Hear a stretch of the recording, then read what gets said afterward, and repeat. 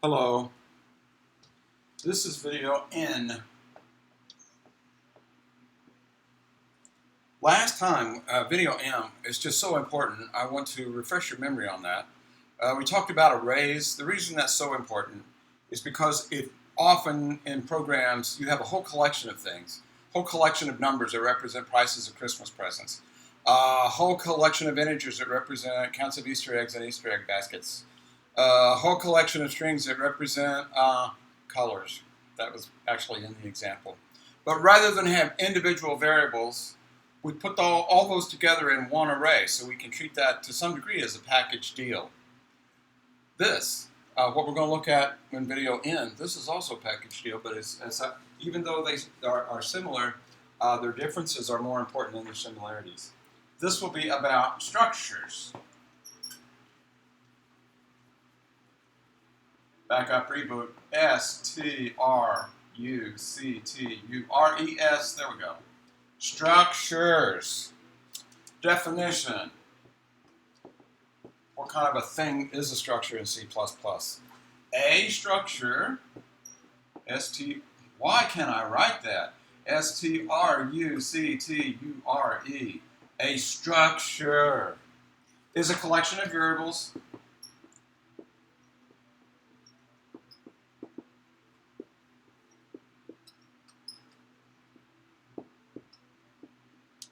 so far, so it's just like an array. A structure is a collection of variables of, here's where we go, down a different path, possibly different types.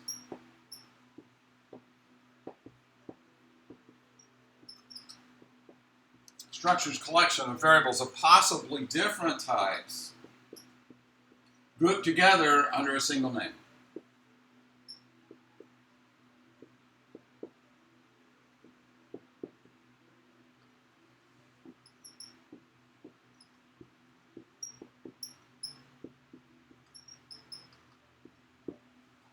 So what it has in common with an array is, to some degree, both of these are package deals. We only have to use one name, and we get all these things that are put together.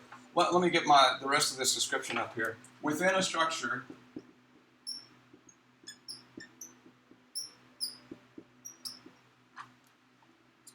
each field. Actually, when I wrote this out, and I'm going to use the hard copy of example 4 program. Each field, that's the, instead of calling each piece of a structure an element of the structure, it's called a field of the structure. And we'll get used to that. Each field is selected using dot notation.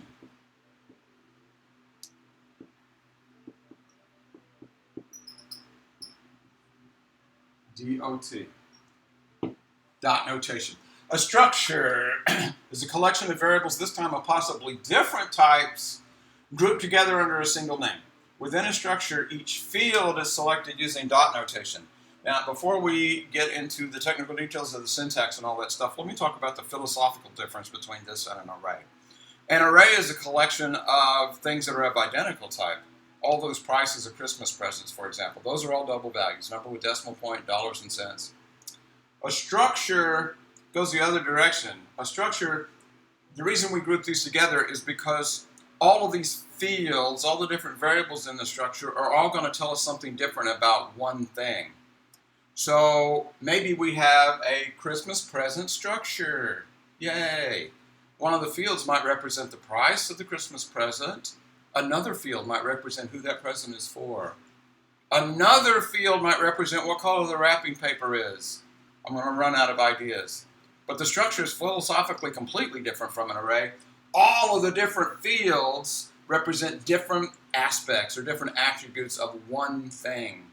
So it's totally different than an array. Array is absolutely completely different things. Okay, the format for setting up a structure. The word struct, this is a reserved word, S-T-R-U-C-T. Try to spell that clearly so that it's easy to read. Reserved word struct, S-T-R-U-C-T, then pointy brackets, struct, type, T-Y-P-E, name, close pointy brackets, then no square brackets here, and open curly bracket. A statement block is used to set up the fields of a structure. And by statement block, it's just a bunch of curly brackets, well, 2 curly brackets with stuff listed between it. And here comes a long-looking, nasty-looking list. Type, 0, in pointy brackets, at least 1 space, and field 0, F-I-E-L-D, where field just means it's a variable that's set up inside the structure. So don't let that scare you. This could be something like double space price for the Christmas present structure. It's got to have a semicolon. It's like a variable definition inside the structure. And then type 1, close pointy brackets, at least 1 space, field 1, close pointy bracket, semicolon. Rapidly, we see a pattern developing, so I'm just going to put some dots down here, dot, dot, dot. And the last one, if we've got n different fields, actually, if we've got n different different fields, sorry about that, type n, abstractly, however many we have, space, and then field n. Close pointy brackets, semicolon, just like all the others. And if we're done listing all the things we need to know about this one particular kind of thing that's represented on our program, then we close the curly brackets. I'm going to make the biggest, fattest semicolon that I've written on the board so far this summer. There it is. Why? Because it's so tempting to leave off that semicolon. And C++ insists on it, demands it. It's not a friendly suggestion. You've got to have that semicolon or that doesn't close off your structure definition. This is a format called a structure definition. Now I want to point out a couple of things that might have been pretty subtle. A lot of hand waving. I don't like to do hand waving. But this is struct type name rather than struct variable name. Here's some weird stuff going on here. We are inventing a brand new data type when we do this. A brand new data type in C++, but no memory is set aside for this thing yet. We'll actually have to use our new data type and make variables that are that type before any space is taken up in memory. And if that's scary, then forget it for now.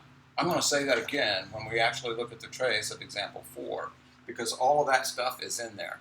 For now, this is the format of the whole thing, how we set up a structure at the top, but we still haven't actually used a structure. We certainly haven't set up any variables of that structure, but that's what example 4 is all about. Okay, so there's the intro. Example 4 trace goes into much more detail.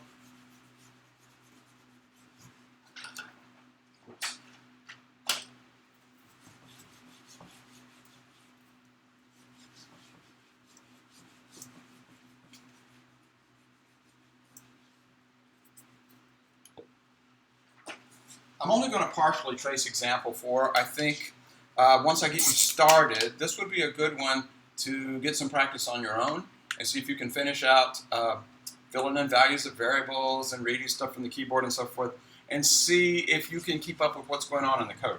But I'm not going to do that right now. Example 4, printed it out. Here we go. The stuff at the top, always the same. Here we have max dogs. This one's about dogs, not cats. Max dogs is a symbolic constant that has value 8. Whoops, I didn't label this. This is example 0 for trace. Partially at least. Max dogs is 8. Not a variable, no memory box to change. Dog old age is 10.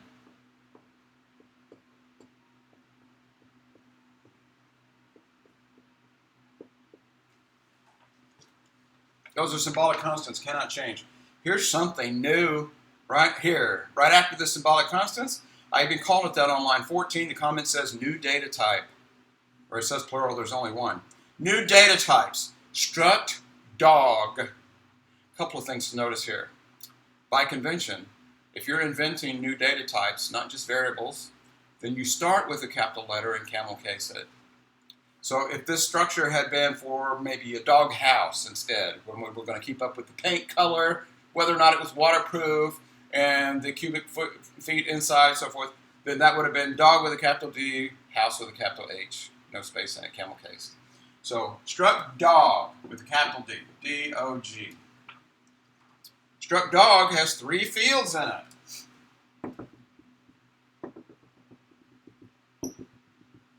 3 fields just means it's a set of 3 variables. Why am I doing that weird business here? It's got a variable called name that can hold a string. No big deal, I hope. It's got a variable called age, can hold an integer, how old the dog is, and a string color. Now, first comment about this. Compare this with the philosophy of an array. These are not separate but equal things that all talk about different dogs, 3 different dogs here. No. Structure is a collection of things that have to do with one thing in your program. All this is going to be about one dog if we set up a dog structure variable in our program. We'll have a space for that dog's name, dog's age, dog's color. And this, I'm saying if we do that. The reason that I made that weird sounding dotted box when I drew this on the board, because this takes up, based on all that typing I did, lines 15 through 19, set up the structure with the closing curly bracket and a big fat semicolon, that doesn't take any space in memory whatsoever. All I've done is designed a cookie cutter or a rubber stamp for the compiler to use in case I ever get around to setting up variables of data type dog. This is a mental note, if you will, to the compiler.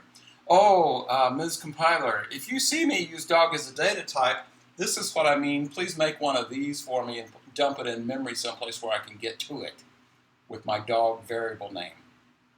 The dotted box here means no storage space taken up. I'm repeating myself. I'm sorry, I'm tired. I repeat myself when I'm tired. Let's get going in the main program. There we go, line 25. No wasting time here. We start off with dog variables. Oh, look. Good thing we know how to do arrays. There's also an array of dogs. There's a variable called your dog. Camel case, starting with lowercase, because this is just a variable. It's not a data type. Your dog is a variable of type dog. What's the philosophical significance of that? Well, we've used our cookie cutter and stamped out a dog structure in memory. This doesn't have any weirdo dotted boxes or anything. That takes up space in memory. And I'm going to abbreviate here. There's a place to put the dog's name, a place to put the dog's age, a place to put the dog's color. 3 separate variables in one. A package deal, all about one dog, if you will. You know what? In the interest of space on the board, I'm going to put off the variables. This is probably bad practice, and I hope I don't regret that. But I'm just going to stick with your dog right now on line 25, and I'll come back and put pack and pack size and old dogs and everything when we need those. The first part 1, only deals with this one structure variable. As simple as I can get it, or at least I think it is. Let's see. It prints out to the screen, what's your dog's name? And prints that out to the screen. So you look at the output, and user typed in Hickory on line 85. Now let's look and see what happened. Hickory, there is our first use of dot notation on 32. I can't just say read in that name Hickory into name. Name is not a variable in its own right. Name only makes sense as a variable when it's referred to as a field inside the your dog structure variable. So I first have to start off by saying which dog structure I'm talking about. I've only got one to use right now. Your dog dot name. And that's where it reads. I'll switch colors since I'm filling in values. That's where it reads in that string Hickory. It would be an error on line 32 for me to leave off either one of those pieces on the right-hand side. If I left off your dog dot, then there is no variable called name that is a freewheeling life of its own variable in my program. If you look at the top on lines 25 and 26, those are all the variables. There's no variable called name. It only exists as a field inside the your dog structure. What if I left off name and just said CN read to your dog? Compiler's not going to like that either. There's not any way to read from the keyboard all of this package deal. It can only read data types that it knew before you started inventing them. It doesn't know how to read a variable of type dog, because it's not technically a single variable, it's a collection of variables. So if you want to read into your dog, that structure variable, you've got to tell it which piece you're trying to read in right now. Now you can read them in any order, and notice they don't have index numbers. We access them using dot notation to give the name of the field. What color is, and then on line 33, I turned it around and printed it out already. I just now read it in, and then I'm using it in a prompt. And when it's printed on the screen, it says, what color is hickory? And user typed in black and brown and press enter. And if you look at 34, that's read into your dog dot color. See, I'm not even reading the fields in order. It doesn't matter. I specify them randomly and individually whenever I'm ready to fill them in. So hickory's color is, I forgot already, is it brown, black, or black to brown? Black and brown.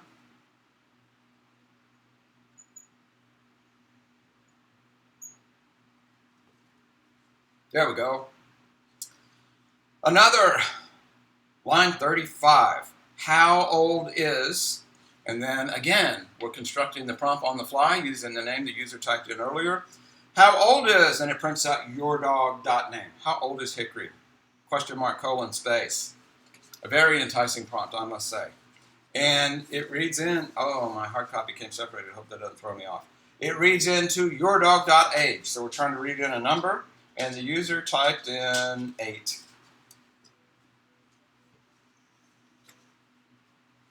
Remember, trays, you keep up with what is in memory, what's going to happen when these statements are executed, what's going to happen to these variables in memory.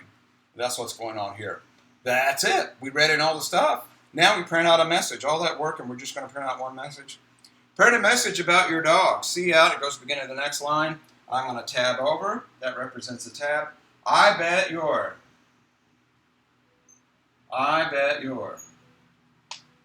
Okay.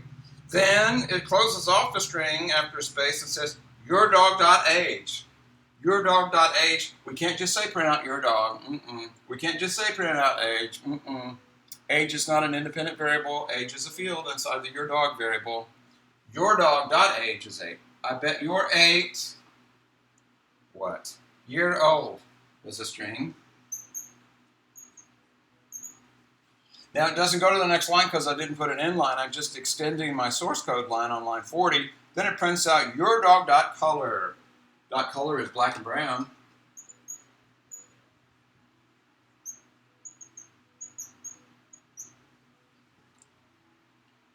And then it just prints out the word dog. Whoops! I started too far to the right. I'm not going to have room.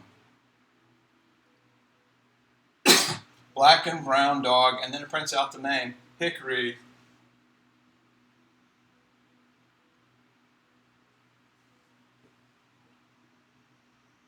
And it's still got another string. Is a good dog? No.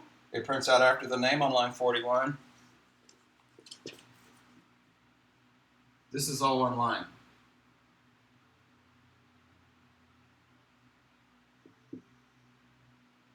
Oh, it's supposed to be capitalized. No. And then it goes to the next line. Now that it's too late for me to get it all on line. Your eyes deceive you. This is all one horizontal line going across the screen. But what I did was weave into the cout statement all the fields that got filled in when I was using cins to read into the separate fields. Okay? Read in a structure, print it back out. What could be simpler? I'll tell you what could be more complicated is the rest of this stuff. Not terribly. Not if you really understood arrays, and now you really understand structures. Let's just put them together. What do I mean by that? I mean, there's nothing to keep you from having an array of your own homemade data type, a structure. Even more, there is nothing to keep you from having an array as one of the fields inside your structure. Maybe in our dog structure, Maybe we need an array of strings to represent the names of all the puppies that that one particular dog had. You see that this can get pretty complicated in a hurry? We're only mildly complicating it right now. How many dogs in your pack? I'm now to line 46. How many dogs in your pack? And it reads into pack size. This didn't turn out very well. User typed in, oh, you know what? I need the rest of the variables now, don't I? I don't need your dog anymore. We've done your dog any way we can. So now I'm back to line 25. Pack is the name of an array that has 8 elements.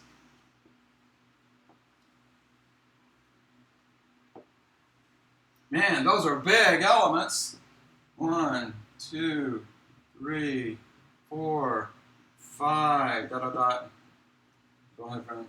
It's not 1, I'm sorry. 0, 1, 2, 3. Remember that from last time? Whoops. 4, dot, dot, dot. And then the last one has index number. You're exactly right. 7. Because the dimension of my array is 8.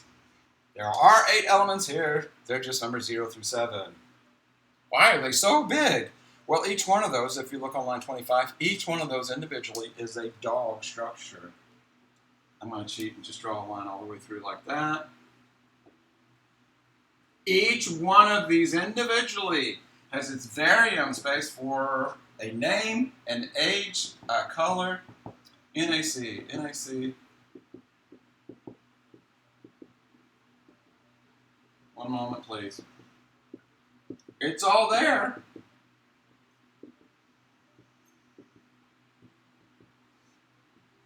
Let's pause and reflect just a second. That's supposed to be at the end. You saw that, though. NAC. I can't think and pause and reflect at the same time I'm writing. That one innocent-looking variable definition at the end of line 25, pack. Oh, a little 4-letter word. That actually made, look at this, 8 times 3, 24 separate variables. 8 separate dog structures. Each one of these individually is a dog structure variable. There's the first one. Here's the 2nd one. Actually, the 3rd one, but index number 2. That is a dog structure in its own right. We've just got them all packed together in an array called pack.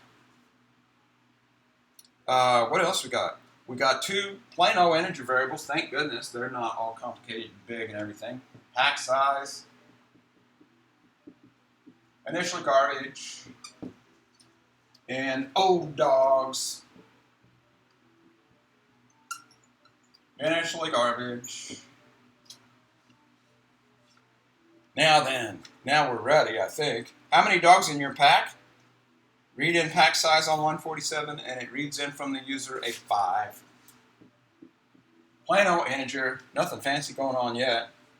But look at this. Please enter info about your pack members, it says on line 48. And then we got a gigantic for loop there that's doing all kinds of stuff. I'm going to get us started on this at least. Let's see. For int d. Why did I use d? Well, I was just proving that you don't have to use variable I. D for dog. When d is 0, we're talking about dog 0. You could actually use any legitimate valid variable name you want for the index. I is convention more than anything else. Okay, wore that one out.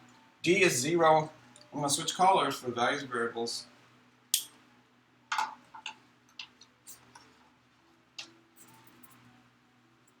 Got to the for loop. When you reach the for loop executing statements one at a time, it hits that initialization statement and does that exactly one time. So that's the only time in this program that variable right there is going to get set to 0. There are other d variables that get to set to 0 later on in the program, but that one's only going to get hit once. Then, after it does that, it immediately checks to see if d is, I can't see this, d is less than pack size. Yes. 0 is less than 5. Yes, yes, yes.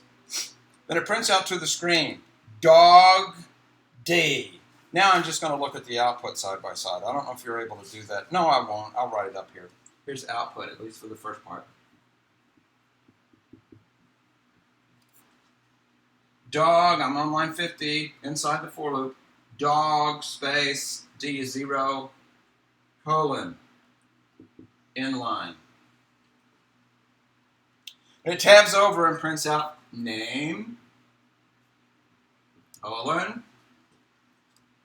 And the most complicated variable access we have seen up to this point in summer school, line 52. Let's let that sink in. What on earth is it reading the name Michael into? It read in Michael, but where on earth is it putting it? Let's look at this. Line 52 starts off with pack. Pack is the name of this array of dog structures. Pack, square bracket, D. D has value 0. So here's the entire pack array. This is the dog of interest, the dog of the hour. Dog 0 is the one that it's reading into. Dot name means it's selecting the name field inside that. So each little piece of that complicated variable name on line 52, the right-hand side, each one of those gets closer and closer, zeroing into where the name Michael needs to be stored in memory. Pack is the whole array. Pack sub D selects one specific dog structure. After the dot notation, we're choosing one specific field inside that specific dog. Specific. And I think it was Michael. Yes.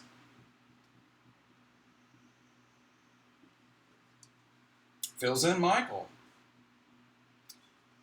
Michael, they typed. Pressed enter. Otherwise, it wouldn't have been read into the program on line 52. Then after that, it prints out the age as the prompt. And the user typed in 8. Pressed enter. Otherwise, the program would not be able to read it in. And the 8 goes into pack square bracket D. D is still 0. So it's reading into dog 0.age. There goes the 8. Then /T over the color. Color, colon space. And the user typed in black. And pressed enter.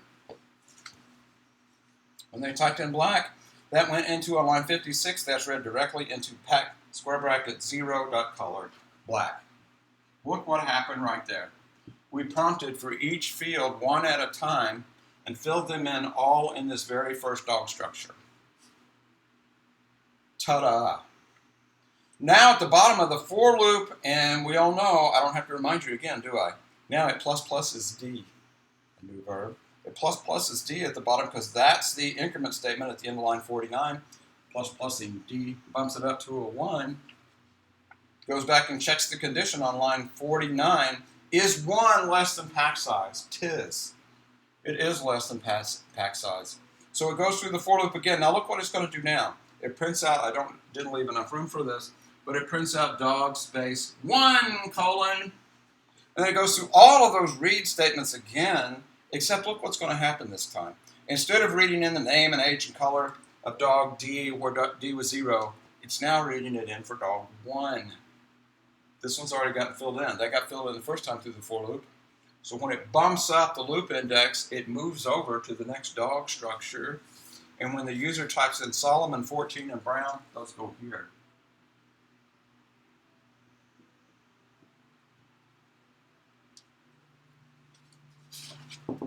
No space.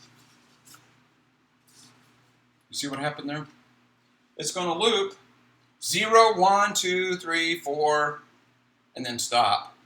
When D makes it up to 5, it kicks it out of the for loop because D won't be less than pack size anymore. So it's going to read in all 4 of the first dogs in the pack. And the output, you can see the dialogue with the user back and forth. It goes dog 0, 1, 2, 3, 4.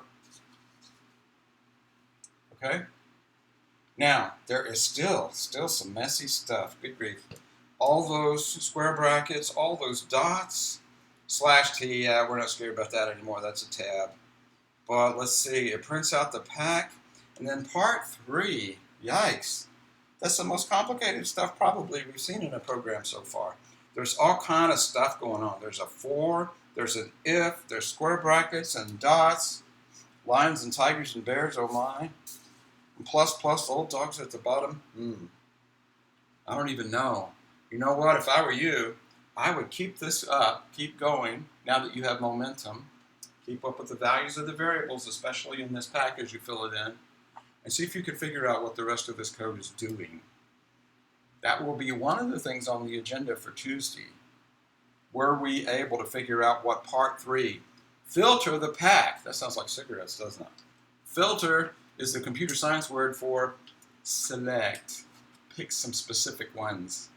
See if you can figure out what filtering actually does when we have an array of dogs like this, what that filter is doing down here, and see if you can reconcile your trace with the output that's given in the gigantic comment at the bottom of the source code file.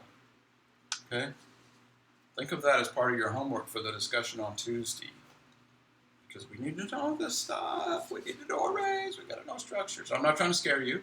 I'm encouraging you. Isn't this fun to learn? Let's look at this all together and discuss it in depth and detail as much as we need to on Tuesday. And I'm repeating myself again. I'll see you online.